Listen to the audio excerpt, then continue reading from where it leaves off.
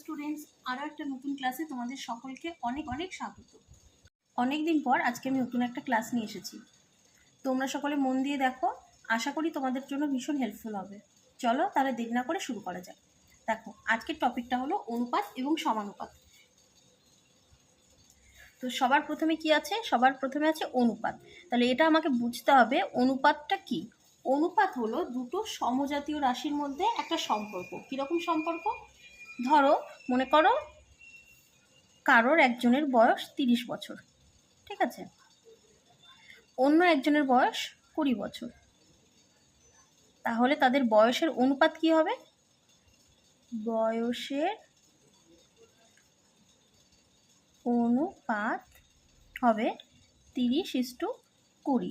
দেখো, 30:20, এটা ইস্টু মানে ভাগ, ঠিক আছে। তাহলে 30/20 কাটাকুটি করলে 3:2। এটা হয়ে গেল বয়সের অনুপাত। এখন দেখো, তোমাকে যদি বলা হয় যে কারোর একজনের বয়স 30 বছর কিন্তু উচ্চতা 5 ফিট, তাহলে বয়সের সাথে উচ্চতার অনুপাত সেটা কিন্তু হয় না, ঠিক আছে। এবার যদি স্পেসিফিক্যালি বলে দেয় বয়স ও উচ্চতার অনুপাত কত, সেটা আলাদা ব্যাপার।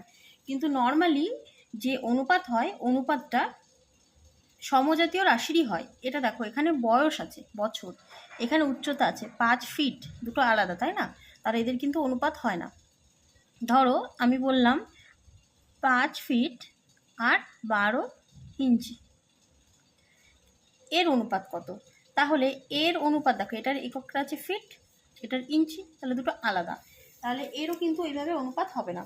এর অনুপাত করতে গেলে কি করতে হবে? 5 ফিট মানে আমরা কি জানি? 1 ফিট মানে 12 ইঞ্চি। তাহলে 5 ফিট মানে কত? 60 ইঞ্চ। তাহলে এখন দেখো, এটাও ইঞ্চ হয়ে গেছে, এটাও ইঞ্চে আছে। তাহলে এখন আমি কিন্তু অনুপাতটা করতে পারি, ঠিক আছে।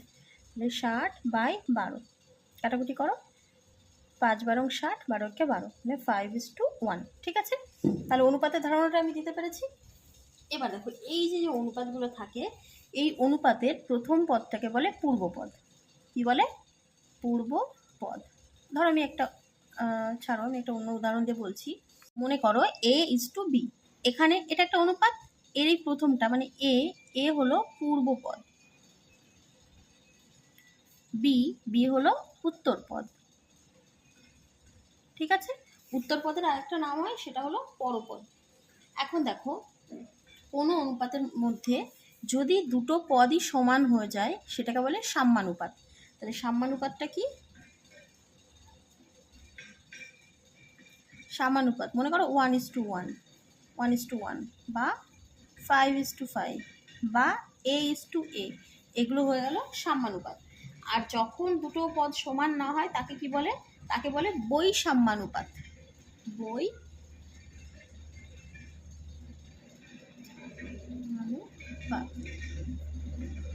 বৈষম্যানুপাতটা কি? মনে করো A:B বা 1:2। এখানে দেখো, পূর্বপদ আর পরপদ আলাদা, তাই না? পূর্বপদ আর উত্তরপদ আলাদা। তাহলে এটা হয়ে গেল বৈষম্যানুপাত। এখন দেখো, লঘু অনুপাত আর গুরু অনুপাত। লঘু অনুপাত আর একটা কি? গুরু অনুপাত, ঠিক আছে।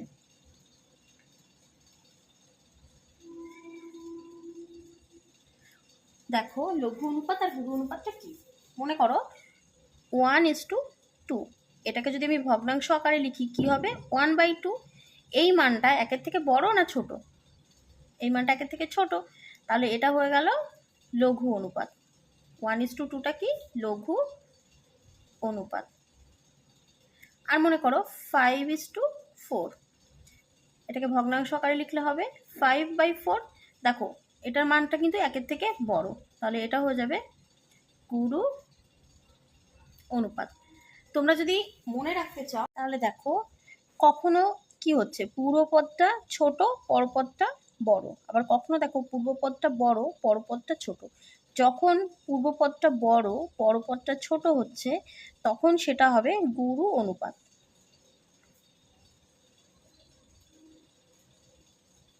আর যখন পূর্বপদটা ছোট পরপদটা বড় হচ্ছে, সেটা হয়ে যাবে লঘু অনুপাত।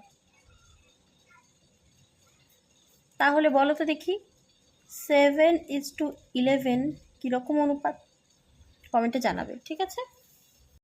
দেখো নেক্সট, মনে করো কোনো একটা অনুপাত আছে A:B, ঠিক আছে? মানে পূর্বপদ A, উত্তরপদ B। এটাকে যদি আমি উল্টে দিই, এটাকে যদি আমি জায়গাটা এক্সচেঞ্জ করে দিই, তাহলে কি হয়ে যাবে?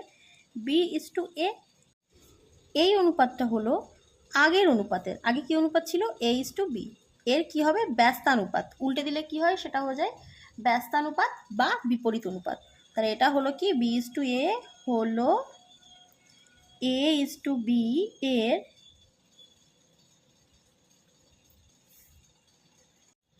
ব্যস্ত অনুপাত বা বিপরীত অনুপাত। বুঝতে পারলাম? বুঝতে না পারলে বলবে কমেন্টে। দেখো নেক্সট কি আছে? নেক্সট আছে মিশ্র অনুপাত বা যৌগিক অনুপাত। সেটা কি? মনে করো একটা অনুপাত আছে 5:2, ওকে? আর একটা অনুপাত আছে মনে করো 4:9। আর একটা অনুপাত আছে মনে করো 1:3। দুটোও থাকতে পারে, তিনটেও থাকতে পারে, পাঁচটাও থাকতে পারে, ঠিক আছে? বা চারটেও থাকতে পারে। মোট কথা একের বেশি অনুপাত। তাহলে এই যে অনুপাতগুলো আছে, অনুপাতগুলো এর মিশ্র অনুপাত বা যৌগিক অনুপাত কি হয়? পূর্ব পদগুলোর গুণফল আর ইস্টু দিয়ে পরের পদগুলোর, পরপদগুলো বা উত্তর পদগুলোর গুণফল। তাহলে 5 গুণ 4 গুণ 1 হয়ে যাবে, ঠিক আছে? তাহলে 4 5 20, 20 একে 20 ইস্টু পরপদগুলো। তাহলে এটা এটা আর এটা আমি গুণ করেছি ইস্টু দিয়ে, এটা এটা আর এটা আমি গুণ করব। তাহলে 3 দুগুণে 6, 6 9 54। তাহলে এটা হয়ে গেল মিশ্র অনুপাত। মিশ্র অনুপাতগুলো কি? মিশ্র অনুপাত হলো পূর্ব পদগুলোর গুণফল ইস্টু উত্তর পদগুলোর গুণফল। বুঝতে পেরেছি? দেখো তাহলে 20:54, এটা থেকে কি হয়? 20/54। আমাকে কাটাকুটি করতে হবে, তাই না? তাহলে 2 দিয়ে কাটলে 10, 2 দিয়ে কাটলে 27। আর কাটাকুটি যায়? যায় না নিশ্চয়ই। 10:27 হয়ে গেল এদের মিশ্র অনুপাত বা যৌগিক অনুপাত। বুঝতে পারলাম? তাহলে দেখো এখানে কি আছে? 7:5 একটা অনুপাত দেওয়া আছে। তো এটা সাম্যানুপাত না বৈষম্যানুপাত? তো সাম্যানুপাতে আমি কি বলেছিলাম? পূর্বপদ আর পরপদটা সমান হয়। এখানে কি সমান আছে? নেই, তাই না? তাহলে এটা বৈষম্যানুপাত। এবার এটা গুরু অনুপাত না লঘু অনুপাত? কি হয়? যদি পূর্বপদটা বড় হয় তাহলে গুরু অনুপাত হয়, আর পূর্বপদ যদি ছোট হয় তাহলে লঘু অনুপাত হয়। তো দেখো এখানে পূর্বপদটা কিন্তু বড়, পরপদটা কিন্তু ছোট, তাহলে অনুপাতটা কি হয়ে গেছে? গুরু অনুপাত। তারপর বলেছে এর ব্যস্ত অনুপাত বা বিপরীত অনুপাতটা লিখতে। তো ব্যস্ত অনুপাত আমরা কি জানি? দুটোকে ওদের জায়গাটা চেঞ্জ করে দিতে হয়, পজিশন চেঞ্জ করে দিতে হয়, তাই না? তাহলে 7:5 এর বিপরীত অনুপাত কি হবে? 5:7। একইভাবে নেক্সট দেখো কি আছে? 6:6। এটাকে কি বলেছে? সাম্যানুপাত না বৈষম্যানুপাত? তো দেখো এই দুটো কি সমান, তাহলে এটা কি হবে? এটা হবে সাম্যানুপাত। গুরু অনুপাত না লঘু অনুপাত? তো দেখো এটা কিন্তু দুটো সমান, তাই না? তো যেটা সাম্যানুপাত হয় সেটা গুরু অনুপাতও না, লঘু অনুপাতও না, ওটা কিন্তু সাম্যানুপাতই, ঠিক আছে? তাহলে এটা সাম্যানুপাত, সাম্যানুপাতই, না গুরু অনুপাত না লঘু অনুপাত। আর বলেছি কি এর ব্যস্তানুপাত বা বিপরীত অনুপাত কি হবে? তাহলে তোমরা তো নিশ্চয়ই জানো কি করতে হবে, যে পজিশনটা চেঞ্জ করে দিতে হবে, তাই না? বাকি দুটো নিজে নিজে ভাববে, ভেবে আমাকে বলবে, ঠিক আছে? তারপর এটা কি বলেছে দেখো? এত এত ও এত এর যৌগিক অনুপাত। তো যৌগিক অনুপাত আমরা কি জানি? জানি আমরা পূর্ব পদগুলো গুণ করতে হয়, ইস্টু দিয়ে পর পদগুলো গুণ করতে হয়, সেটাই হচ্ছে যৌগিক অনুপাত, তাই না? তাহলে করবে, করে না হলে আমাকে কমেন্টে জানাবে। এখন দেখো কোষে দেখি 5.1 অঙ্কগুলো আমরা একটু শুরু করি। তো কি আছে? বলেছে নিচের রাশিগুলি অনুপাতে প্রকাশ করি ও অনুপাতগুলি সাম্যানুপাত, লঘু অনুপাত না গুরু অনুপাত বুঝে লিখি। তাহলে 1-এর 1 দাগ কি আছে? 4 মাস এবং 1 বছর 6 মাস, এদের অনুপাত করতে হবে, তাই না? তাহলে এটা তো 4 মাস। তারপর এটা কি আছে? 1 বছর 6 মাস। তাহলে এরকম একক আলাদা থাকলে তো হবে না, তো 1 বছর 6 মাসটাকেও আমি মাস করে নেব। তাহলে 4 মাসের সাথে আমার কার অনুপাত করতে বলেছে? 1 বছর 6 মাস, তাই না? এটার অনুপাত করতে হবে আমাকে। তো আমি সবার আগে কী করব? আমি সবার আগে 1 বছর 6 মাসকে মাস করে নেব। কেন মাস করে নেব? কারণ এটা মাস আছে। তাহলে 1 বছর মানে কি, 1 বছর মানে 12 মাস প্লাস আরও 6 মাস, তাই না? তার মানে হয়ে গেল 18 মাস। বোঝাতে পারলাম? তাহলে এখন 4 মাস আর 18 মাসের অনুপাত করতে হবে, 4:18। তাহলে 4/18, কাটাকুটি করো, 2 দুগুণে 4, 9 দুগুণে 18, হয়ে গেল 2:9। এবার বলেছে এটাকে কি করতে হবে, সাম্যানুপাত, লঘু অনুপাত না গুরু অনুপাত? তাহলে তোমরাই বলো, এটা কি সমান দুটো? নিশ্চয়ই না। তাহলে এটা সমানুপাত না, আগেরটা ছোট আছে, পূর্বপদটা ছোট আছে, পরপদটা বড় আছে। তাহলে পূর্বপদ ছোট, উত্তরপদ বড় হলে কি হয়, সেটা হয় লঘু অনুপাত। তাহলে এটা লঘু অনুপাত। বুঝতে পারলাম? দেখো নেক্সট 2 দাগ কি বলেছে, বলেছে 75 পয়সা এবং 1 টাকা 25 পয়সা, এদেরও তোমার অনুপাত করতে হবে। এটা আমি করিয়ে দেবো না, তোমরা নিজে করবে। কেন?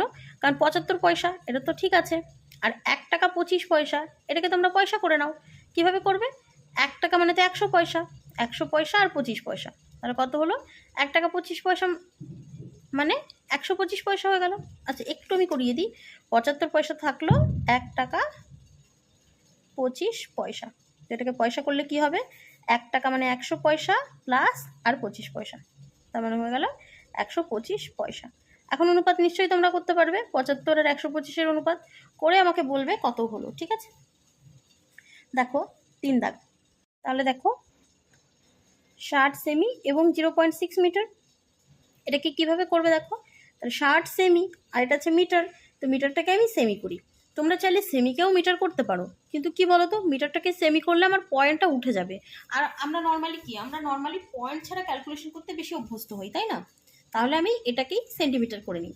তাহলে 0.6 মিটার, মিটারকে সেন্টিমিটার কিভাবে করতে হবে আমি তোমাদেরকে আগেও শিখিয়েছি, মনে করো। দেখো বুঝতে চেষ্টা করবে ভালো করে, আমি জানি তোমরা বুঝতে পারবে। দেখো কিলো, হেক্টর, ডেকা, মিটার, তাহলে মিটার আমার থাকছে এখানে, তো এখান থেকে আমাকে মিটার, ডেসি, সেন্টিমিটার, মানে আমাকে এখানে যেতে হবে। তাহলে আমাকে কটা ঘর যেতে হচ্ছে দেখো, 1 2 3, 3টে ঘর যেতে হচ্ছে, তাই না? তো 3টে ঘর যেতে হচ্ছে মানে একটা 1 আর দুটো 0, মোট 3টে ঘর।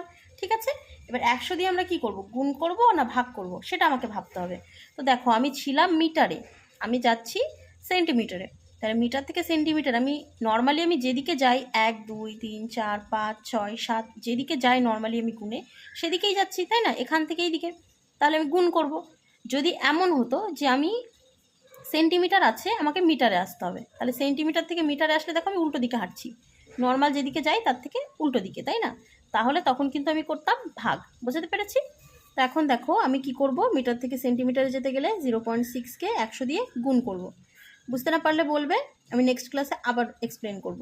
তো দেখো পয়েন্টের পর একটা, পয়েন্টের জন্য একটা 1, পয়েন্টের পরে একটা 0, কেন? কারণ একটা সংখ্যা আছে তাই, আর বাদিকে 0 তো কোনো ভ্যালু নেই, 0 0 কেটে গেল, কি থাকলো 6 × 10 মানে 60 সেমি।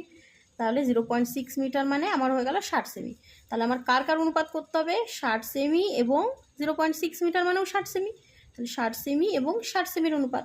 তাহলে কী হবে, 60 সেমি আর 60 সেমির অনুপাত, 60/60 কেটে দিলে কি হয় 1:1। তাহলে এটা কী অনুপাত হলো নিশ্চয়ই বলা লাগবে না, এটা সাম্যানুপাত। বোঝাতে পেরেছি? দেখো 4 দাগ কী বলেছে, 1.2 কিগ্রা এবং 60 গ্রাম। তাহলে এখানে এটাই পয়েন্ট আছে, তুমি এটাকে ক্যালকুলেট করি, তাহলে আমার কি হবে, পয়েন্টটা ওঠালে আমার সুবিধা হবে। ঠিক আছে, তুমি এটাকেও কেজি করে করতে পারো, এটাকেও গ্রাম করে করতে পারো। তাহলে 1.2 কিগ্রা মানে 1.2 অ্যাকচুয়ালি কেজি, কিগ্রা আর কেজি একই জিনিস, কিগ্রা থেকে আমাকে যেতে হবে গ্রামে। একইভাবে আমি কি করব, কিলো মানে কিগ্রা, তাই তো এখানেই আছে, কিলো, হেক্টর, ডেকা, গ্রাম, তার মানে আমাকে এখান থেকে এখানে আসতে হবে। কটা ঘর হলো, 1 2 3 4, তাহলে 4টে ঘর মানে আমি কি করব, একটা 1 আর 3টে 0। ঠিক আছে, এটা দিয়ে আমি গুণ করব না ভাগ করব। আমি ছিলাম কিলোতে, এসছি গ্রামে, তাহলে আমি কোন দিকে এসছি, সোজা না উল্টো, এখান থেকে এদিকে সোজাই আসছি, তাই না? তার মানে আমি গুণ করব কত দিয়ে, তাহলে 1.2কে 1000 দিয়ে গুণ, পয়েন্টের জন্য একটা 1, পয়েন্টের পরে একটা সংখ্যা, তাই একটা 0। তাহলে কী হয়ে গেল আমার 12 × 100 মানে 1200 গ্রাম।